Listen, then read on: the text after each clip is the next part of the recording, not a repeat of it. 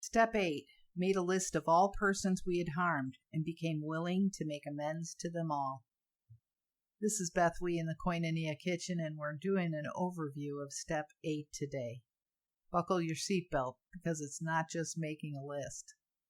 You know, relationships are assignments from God.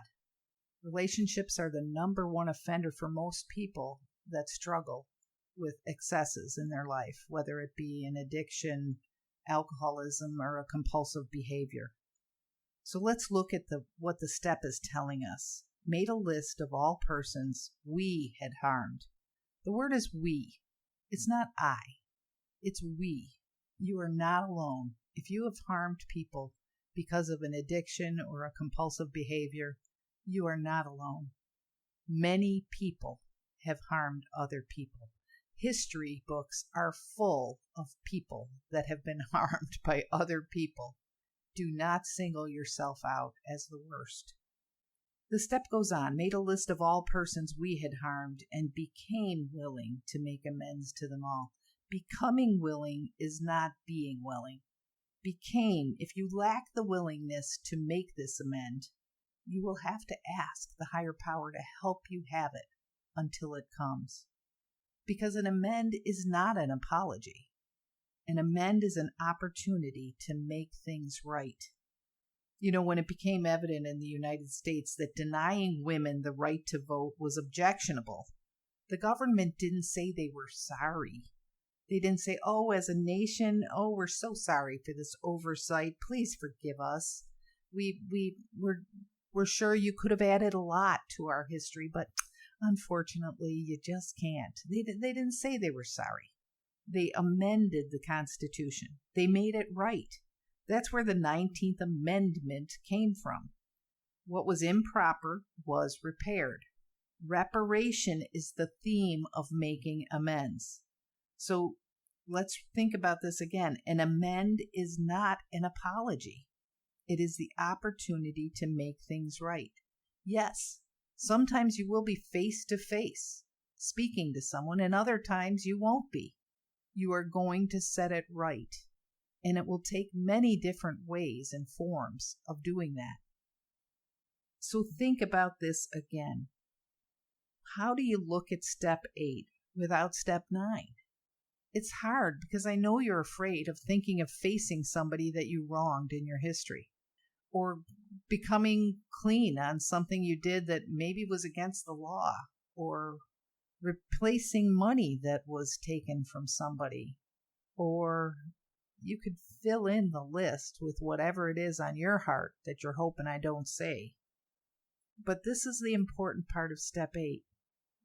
We know that we have harmed people and we become willing to make amends to them all, not to some of them, not just to the ones that were nice to us and we still hurt them, and the ones that were mean to us we should have hurt. That's not how this goes. We want to be free of all these people we have trapped in our head and in our hearts that we're carrying around with us like a burden. And they're just weighing us down.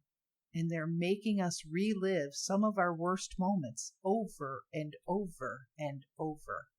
That's what regret is, guys. The prefix means to do again. Gret is from the Latin root of grieve. To feel again, to grieve it again, to mourn it again. So a regret just means that I didn't let it go. I'm going to grieve it every time I think about it. Let's get rid of these regrets. And the way we're going to do it is by making amends. We're going to take a look backwards and try to discover where we had been at fault. And then we're going to make a vigorous attempt to repair the damage we've done. And finally, we're going to try to develop the best possible relations we can with every human being we know, because we know ourselves better and we know how to do better. Guys, this is a task that you're going to get better at as you practice it, but we never get perfect at it. There will always come times where there's difficulty in relationships. We're learning how to become more service or servant hearted as we grow. But there's going to be times where somebody hurts us and we want to punish them. It's our social instinct. Remember when we learned about it in step 4? Social instinct is all about the fact that we need other people to live useful and happy lives. But at the same time, being in relationship with other people opens us up to a vulnerability in which we sometimes get hurt. So let's just take step 8 without thinking about taking step 9. We're not planning the amend. We're not imagining standing there talking to someone. We're not writing a letter in our heads. We're just looking at our part.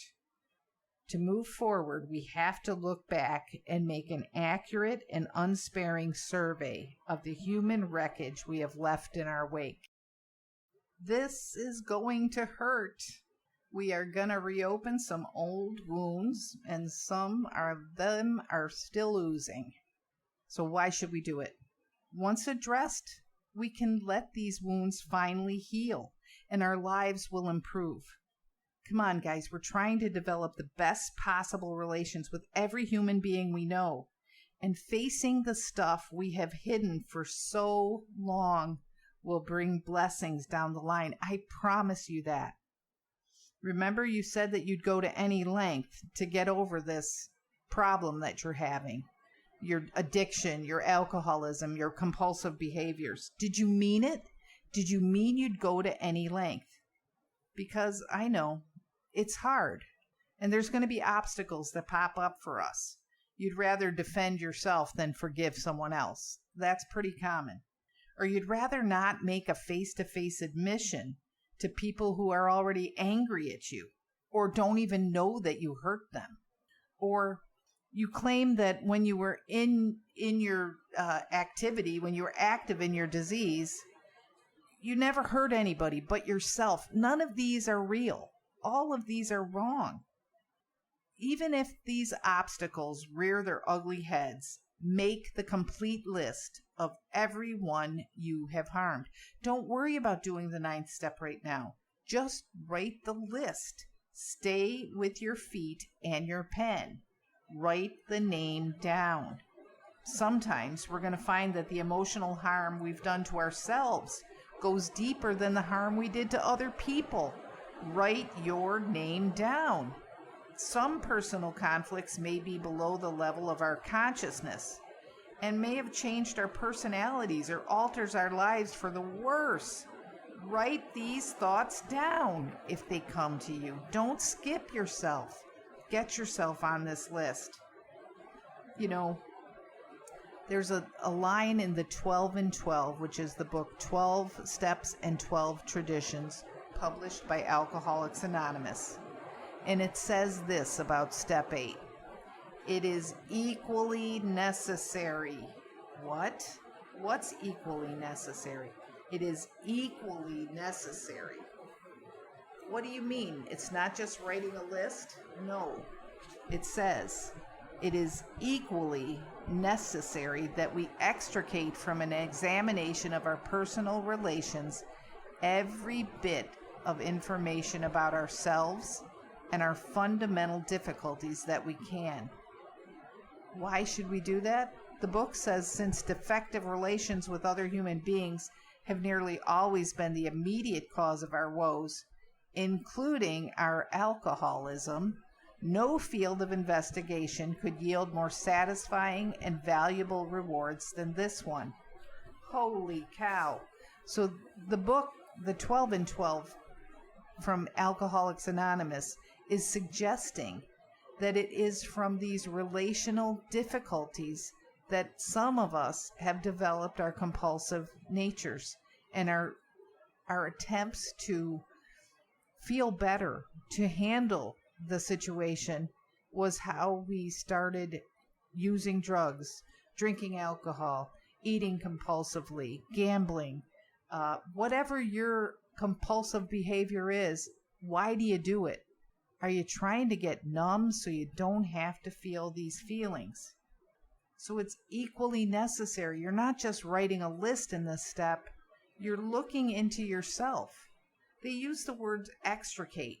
That means to dig it out. Like archaeologists extricate stuff. They got to dig deep to find those old pieces of history that might be broken, but they will tell them a lot about what was happening back then. The same is in our emotional well-being. We have to dig deep sometimes to find every piece of information about our fundamental difficulties that we have with other people. The rewards of doing the digging they're going to be satisfying. They're going to be valuable. They're going to help us move forward.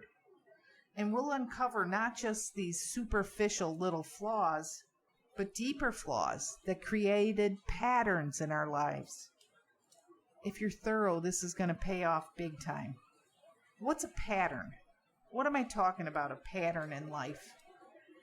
Some of the patterns that we exhibit are kind of like a circular, I start with this, I end with this, I start with this, I end with this, I start with this. Some of them have words that you might be able to understand. Competing. That can be a pattern. When I'm not sure, I just compete. And I just try to be the best. I try to beat everybody. And in that's how I get along with people. I just compete with them. Well, sadly, that doesn't leave a lot of room for friendship. Do you get it? So let me list some of these patterns. Quitting. If you're not nice to me, I quit. I quit you. I'm done with you. I'm quitting. Job is bad. I quit. I'm started college. I'm not sure what I'm doing. I quit. I can't hit the softball. I quit. Are you a quitter? Quitting is a pattern that can develop to get along in relationship or to run from them. So let me read some other patterns that I've uncovered with friends. Competing, quitting, blaming, dominating, depending upon, running, fixing, controlling, avoiding intimacy, isolating, drama, know-it-allism, rebellion, buying love, saving or rescuing people, seeking recognition, withholding information, entitlement, judgmentalism, nagging, intimidating, avoiding responsibility, dismissing, criticizing, seeking approval, accepting abuse, raging, people-pleasing, self-sabotaging, projecting, defensiveness, minimizing. Do you get this? These are things we do over and over in relationships, even though they don't work. It's what we do because it's like a character defect that got on a roll and we can't get off it. We just keep trying it. And every time we feel unsure, we just go back to that pattern in our relationship. When you harm somebody, what does that mean? It's usually when our instincts are in collision with other people, with their instincts. And instincts in collision cause physical, mental, emotional, or spiritual damage to us and to other people. Have you aroused anger in others? Have you lied or cheated? Have you deprived someone of their emotional security or their peace of mind? Have you made others feel angry and vengeful? Have you tried to make someone jealous? Have you tried to make someone miserable? Have you tried to retaliate in kind with how someone else treated you? Step 8 is all about getting free. It's about putting the past in the past and moving on with a clean slate. It's about setting yourself up for success. And you have to write the names down. It can't be a list in your head. It can't be your 4-step list, though that might be a good place to start if you're looking for people and you're struggling to know who you might have hurt. It's a completely different list, though, and it's the beginning of your end of isolation from God and from your fellows. We teach other people how to treat us. And once you've taken the 8th step, you're going to know that that's true. Get busy. Get writing. And when you see a group of people, maybe people you've dated, look to see if there's any consistent consistent pattern in how you behaved with them. Did you have to be the boss of the relationship? Did you have to depend on them too much? Did you have to have the last word? Look for these things. These will tell you where your fears are, and they will help you ask the higher power to get rid of them once and for all. It's time to take addiction out of the shadows and shine the encouraging light of recovery on everyone affected. Good Seed Podcast is powered by BethWE.com, a nonprofit ministry based in Vero Beach, Florida. We'll start the uncomfortable conversations that turn despair into hope and complacency into action. Connect, communicate, and thrive with us. Check us out online at BethWE.com. Thanks for tuning in. We'll talk again soon.